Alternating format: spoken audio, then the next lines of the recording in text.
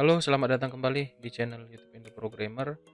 Video kali ini kita akan lanjutkan kembali pembahasan kita terkait penggunaan Laravel ya. Jadi kita akan lanjut dari pembahasan kita di video sebelumnya, bagaimana menggunakan Laravel ya. Jadi yang kita bahas di sini dasarnya saja dulu. Nah, hari ini kita akan bahas yaitu tentang penggunaan database migration di dalam Laravel ya. Jadi fungsi database migration ini untuk mempermudah kita dalam memanajemen ataupun dalam menciptakan sebuah tabel di dalam database kita yang kita inginkan. Jadi kita nggak perlu lagi nanti membuka aplikasi database server kita. Jadi kita bisa nanti menggunakan database migration ini untuk menciptakan tabel-tabel yang dibutuhkan oleh database kita nanti di dalam website kita. Jadi nanti setiap tabel yang kita butuhkan akan kita sediakan file PHP yang berisikan perintah migration database ya. Jadi keuntungannya sih sebenarnya jadi lebih efisien, lebih dinamis. Jadi kita nggak perlu lagi sebenarnya membackup field apa saja yang dibutuhkan. Jadi itu sudah terdokumentasikan dalam coding ya, field yang akan kita gunakan di dalam setiap tabel yang ada di database kita gitu kan. Jadi kita nggak perlu mendokumentasikan kembali apa saja fieldnya gitu kan. Jadi kita tinggal simpan di dalam artisannya nanti, di dalam migrationnya apa saja field yang dibutuhkan dari masing-masing tabel yang ada. Jadi nanti kita akan simpan dalam bentuk coding fieldnya beserta atributnya gitu ya. Nah, untuk menciptakan migration itu kita menggunakan perintah artisan ya. Perintah artisannya adalah php artisan make.2 migration. Lalu tuliskan nanti nama migration yang kita inginkan apa. Ya, dicontohkan di sini kan nih create flag table. Jadi sebelumnya kita harus sediakan dulu, kita harus punya database-nya dulu ya sebelum kita mengerjakan migration ini. Jadi pertama-tama saya aktifkan dulu database saya, SAM control panel saya mau buat database baru. Ya, jadi kita harus sediakan database-nya dulu baru kita bisa menggunakan migration ini ya. Jadi di admin ini kita buat database baru, saya gunakan buat database baru dengan nama misalnya latihan Laravel. Latihan ataupun DB Laravel gitu ya. DB Laravel misalnya. Ya kan? Nah, sekarang saya sudah memiliki database Laravel. Nah, yang saya akan lakukan adalah saya membuat tabel-tabel saya ingin membuat tabel-tabel apa saja yang dibutuhkan nanti di dalam DB Laravel ini. Nah, selanjutnya di bagian env environment file ini, di sini kita konfigurasi lagi, kita ganti lagi settingan yang dibutuhkan di dalam connection database-nya di sini. Nah, ini di bagian DB connection. Nah, di sini hostnya ini boleh ini ataupun langsung gunakan localhost juga boleh. Gitu kan. Lalu database name yang kita punya tadi apa? DB Laravel. Lalu username database saya yang di SAM control panel tadi MySQL itu root, passwordnya tidak ada, maka dikosongkan saja. Oke. Nah, ini DB Laravel. Oke. Nah, setelah itu baru kita bisa menggunakan perintah artisan dalam membuat migration ini, gitu ya. Nah, jadi perintahnya cukup kita tuliskan ini aja. Misalnya nanti kita mau buat migrationnya untuk tabel apa ya? Saya contohkan tabel member gitu ya kan. Nah, maka nanti kita tuliskan perintahnya ini. Ya, php artisan make migration create untuk tabel, nama tabel yang kita ingin buatkan nanti ya. Gitu ya. Nah, misalnya saya buat di sini, saya buka dari terminalnya VS Code dari sini ya. Oke. Yang ini. Oke, maka di sini saya tuliskan php artisan make migration. Lalu nama migrationnya kita ikuti aja formatnya seperti ini dulu di dokumentasinya kan, create flag table misalnya, saya buat aja create member table. Gitu ya. Lalu enter. Nah, lagi proses pembuatan migrationnya. Oke. Nah, sudah berhasil. Nah, hasilnya di mana migration itu tersimpan gitu, berada di bagian database, di folder database ini. Kalau kita perhatikan ini, di folder database, lalu ada folder migration. Nah, kalau kita perhatikan ini ada nih. Kalau kita geser sedikit, nah ini dia kan, create member table. Kalau kita buka ini filenya, nah kita sudah langsung disediakan ininya, file PHP untuk membuat migrasi ke dalam tabel member. Nah, coba diperhatikan nih. Nah, di sini kita langsung dibuat dua metode ini ataupun dua function, yang namanya pertama function up dan juga function down. Nah, function up ini nanti fungsinya untuk menciptakan tabel tersebut. Ya, jadi perintahnya sudah ditentukan oleh apa tadi? Si artisan tadi, format default dari migrationnya seperti apa. Nah, di sini kan tadi kan kita buat perintahnya apa? Di terminal kita ini. Nih, ini kan PHP artisan make migration create member table. Maka dia ciptakan tabel bernama member nantinya harusnya. Nah, tapi di sini dibuat dulu nama tabel di sini, ini dia ya. Jadi kalau kita lihat di dalam ini function up ini sudah tercipta perintah seperti ini. Skema create dalam kurung lalu ada parameter pertama itu member. Nah, member yang dimaksud di sini adalah ya nama tabel yang ingin kita buat gitu ya. Jadi dia mengikuti template yang ini tadi. Diambil nama file artisan kita ini, create member table. Jadi dianggap oh tabel member yang mau dibuat gitu ya. Lalu di dalam ini, di dalam kurung kurawal, di antara buka dan tutup kurung kurawal ini ya, di dalam kurung kurawal ini kita akan tuliskan field apa saja yang dibutuhkan di dalam tabel member yang kita miliki gitu ya. Nah, secara default artisan itu PHP artisannya langsung ngasih field ID gitu ya. Yang mana, yang dari mana kita tahu field ID? Setelah yang simbol panah ini, simbol seperti ini. Ini adalah ID yang akan kita buat nanti. Bukan ID, field yang akan kita buat di dalam tabel member tadi, gitu ya. Nah, jadi untuk menentukan ini nanti semua, kita bisa melihat acuannya dari dokumentasi Laravel tadi di bagian ini, available column type. Ini ya. Jadi nanti tipe kolom datanya itu di dalam setiap tabel kita nanti Laravel sudah menentukan gitu ya nih. Jadi kita nanti bisa tahu, oh kalau tipenya nanti ID, contohnya tadi ID mana? Ini kan. Nah, kalau ID kita lihat ini. Nah, the ID method aliasnya itu merupakan alias dari big increment ya. Jadi kalau kita buat ID tadi ini otomatis dia menjadi auto increment ya, secara default ya. Jadi kita langsung nanti tercipta fieldnya bernama ID ya kan.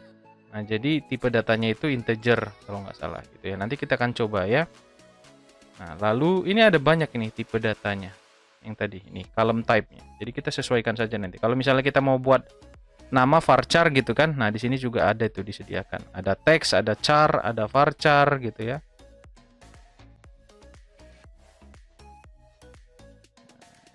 Ada teks, ada char, lalu ada apa lagi? Coba kita lihat. Ada string. Ada nggak string? Ada, ini kan. Nah, kalau string ini, nah sama artinya dengan metode varchar, sama dengan tipe data varchar, gitu ya. Nah, jadi nanti kita akan sesuaikan dengan tipe-tipe data ataupun column type yang ada di Laravel ini dalam membuat migration-nya gitu ya. Nah, misalnya kita mau butuhkan di dalam tabel member ini ID-nya, lalu atribut kedua misalnya kita tambah aja di bawah ini. Seperti ini. Table.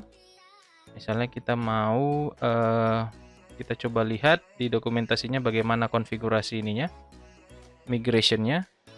Nah, kita lihat ini running ini structure-nya, ya kan? Nah, jadi nanti tuliskan di seperti ini $table, lalu tipe column type-nya apa, lalu nama field-nya apa.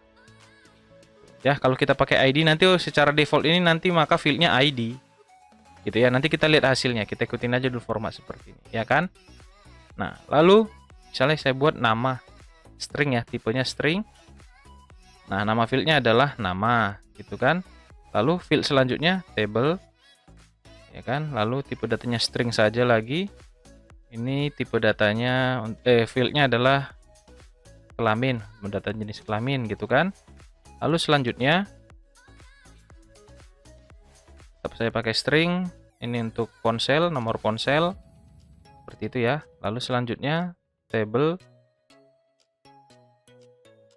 string email untuk mendata emailnya gitu kan. Lalu yang terakhir string table string untuk apa ya, alamat, ataupun kita pakai teks kalau alamat ya kan. Lalu kita nanti butuhkan username dan password misalnya. Oh, ini salah tulis teks. Di sini juga table kita butuh string untuk username, dan yang terakhir table bertipe teks untuk password. Nah, itu jadi kita pakai tipe column-nya dulu yang ini aja. Kalau teks ada nggak? Kita coba lihat kenapa dia error. Coba kita lihat column type-nya tadi. st teks ada. Kenapa error?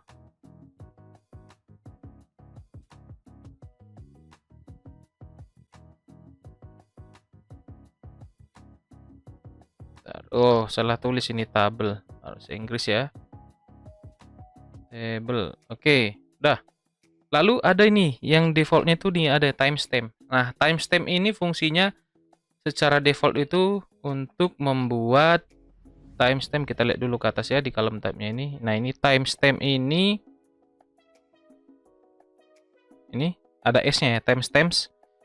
Timestamps ini digunakan untuk menciptakan secara default field create add dan updated add. Jadi di Laravel itu ada fasilitas yang tambahan sih saya bilang, di CodeIgniter juga seperti itu. Di updatean terbarunya untuk mendata tanggal data itu diciptakan dan tanggal kapan data itu diupdate. Nah, kalau kita gunakan column type-nya itu timestamps, maka otomatis nanti field yang tercipta ada dua nih, created add dan updated add, bertipe timestamp kolomnya gitu ya. Nah, jadi itu fungsi dari column type timestamps yang ini ya. Oke.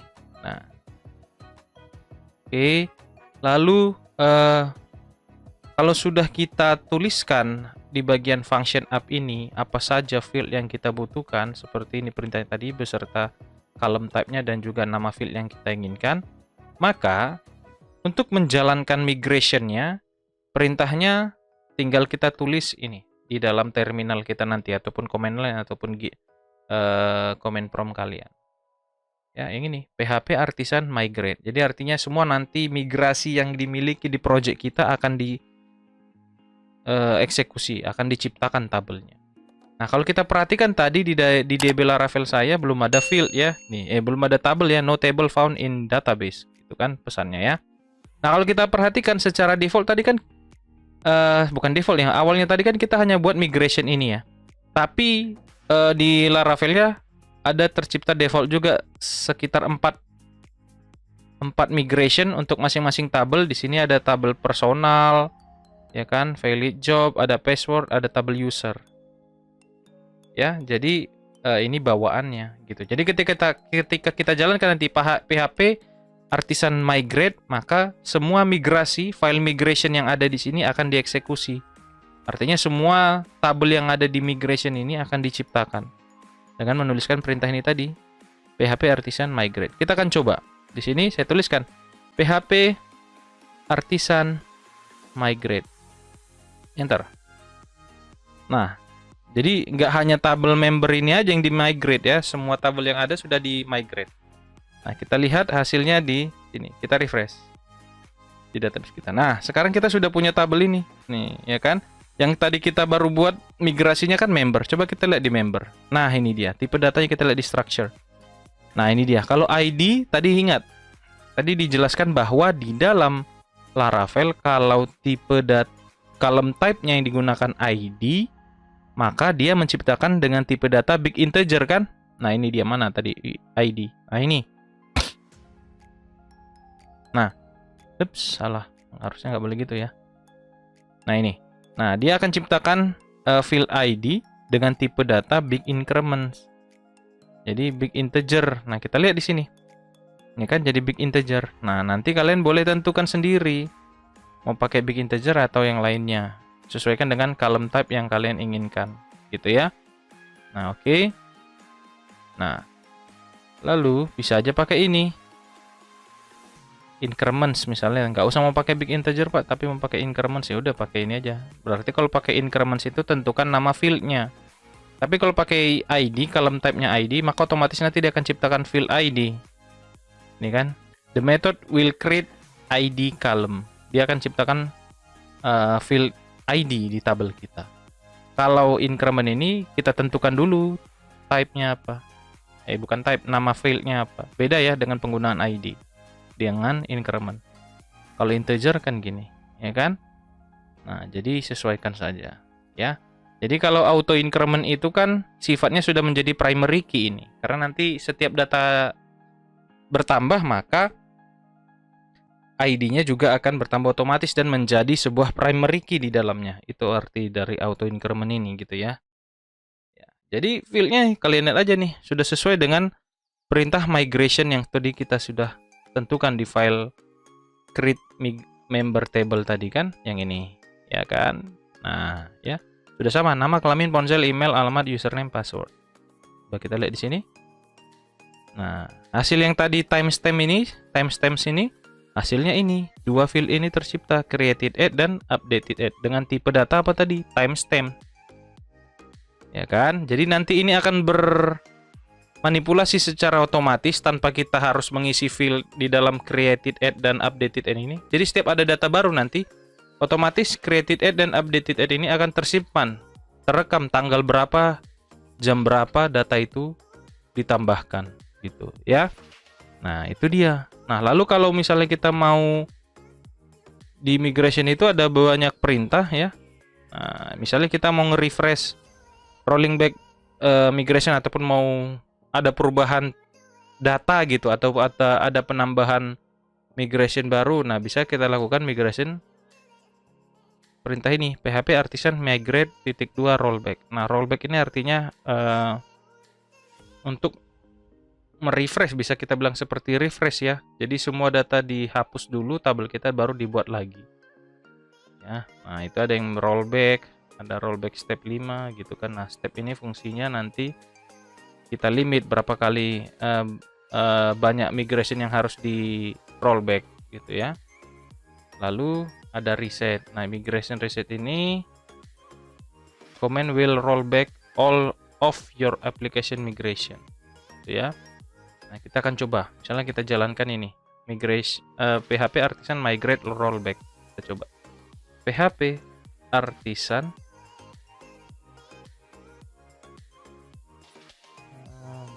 migrate _2 rollback gitu kan. Coba kita lihat perintahnya sama nggak, rollback. Oke, enter.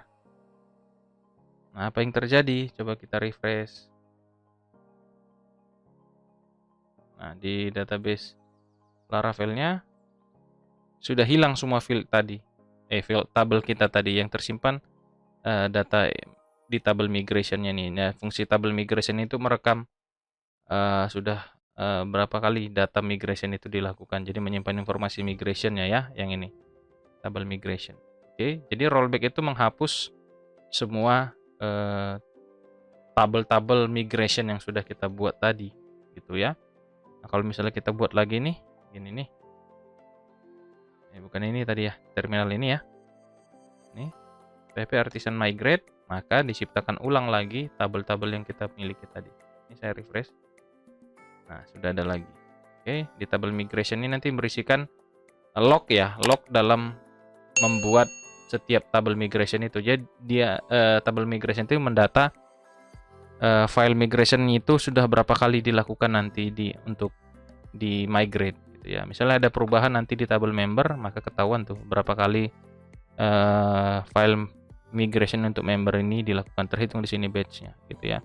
Misalnya saya tambah data, kita coba nih tengah jalan nih kita sudah migrate rupanya ada penambahan data lagi di tabel member nih misalnya. Setelah alamat misalnya apa lagi ya?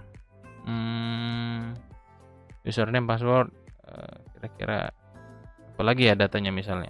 Ataupun kita hapus nih, nggak perlu alamat gitu. Nah, coba kita migrate ulang. Apakah bisa? Kita coba ya. Nothing migrate. Nah, jadi nggak bisa. Jadi datanya itu di tabel ini juga nggak akan berubah di tabel member. Nah, alamatnya masih ada gitu kan. Nah, caranya bagaimana kalau kita mau ketika ada perubahan data ataupun penambahan field ataupun kolom di dalam migration kita, mungkin kita coba yang reset ini. Coba kita reset ya. Migrate -2 reset. Nah, rollback. Nah, kita coba lihat ya. Nggak bisa juga. Nah, jadi tapi coba kita refresh.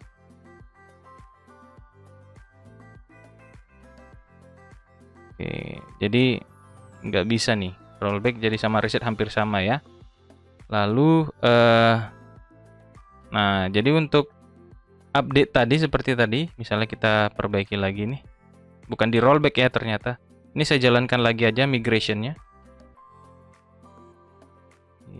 Ya, oke. Nah, kalau kita cek sudah ada lagi. Oke. Ya. Nah, ini member kita sudah ada, alamat juga sudah. Nah, kalau kita mau ketika ada perbaikan column ya, baik itu ditambah atau dikurang di dalam migration kita, mungkin bisa kita pakai ini, migrate refresh ini. Nah, command will roll back all your migration and then execute the migrate command. Jadi setelah di rollback, di execute lagi migrate-nya. Nah, jadi mungkin untuk ketika migrasinya sudah kita create, lalu sudah kita jalankan migrate-nya, ketika sudah dibuat tabelnya, lalu ada perubahan di dalam beberapa file migration-nya, maka yang kita jalankan adalah migrate refresh. Ya. Nah, misalnya seperti ini. Saya nggak mau pakai alamat nih, saya hapus. Kan sudah berubah ya. Maka di sini saya tinggal tuliskan migrate refresh. Coba ya. Oke, sudah. Saya refresh. Nah, kita lihat di tabel member, alamat sudah hilang. Nah, gitu ya. Jadi rollback tadi itu untuk menghapus semua migrasi yang ada, migration table yang ada. Kalau untuk migrate refresh artinya di rollback, dihapus, lalu dijalankan ulang lagi migrate-nya. Ya, migrasi filenya dijalankan ulang lagi. Nah, ada lagi yang seperti ini. Drop all table and migrate. Nah, jadi ini perintah untuk menghapus semua tabel dan menghapus juga migrate-nya. Nah, perintahnya migrate -2 fresh. Command will drop all table from the database and then execute the migrate command. Jadi hampir sama sih seperti refresh ini. Ya kan? Coba aja ya. Misalnya saya kembalikan lagi nih alamat.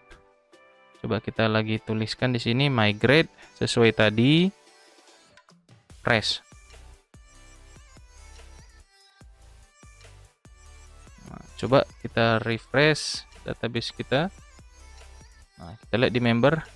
Nah, masuk lagi alamat. Jadi hampir sama itu ya, refresh dengan fresh. Ya, fungsinya hampir sama. Oke. Nah, jadi begitu caranya dalam menggunakan migration database di dalam Laravel yang versi terbaru ini, gitu ya. Nah, lalu nanti kita akan bahas di video selanjutnya untuk penggunaan models ya. Jadi kita sudah bahas migrate-nya. Jadi dengan migrate ini sangat mempermudah kita dalam merancang tabel. Jadi semua sudah terdokumentasi semua kan, field-fieldnya ya, bukan data di dalam tabelnya, melainkan field yang kita butuhkan di dalam setiap tabel yang ada di database kita. Ya, nah jadi dengan ini kita nggak perlu membuat file dokumentasi lagi. Jadi cukup kita simpan di dalam file PHP ini yang berisikan perintah migration-nya apa, perintah migrasinya apa. Ya, jadi itu aja dulu di video kali ini. Di video selanjutnya kita akan bahas bagaimana penggunaan models. Kemarin kan sudah kita pelajari tuh MVC, kita bahas model view controller. Jadi di minggu depan kita akan bahas penggunaan models di dalam Laravel ya. Jadi itu saja yang bisa saya berikan di hari ini dalam video dasar Laravel. Jadi silakan tunggu video-video selanjutnya di channel YouTube Indo Programmer. Itu saja yang bisa saya beri hari ini. Saya ucapkan terima kasih.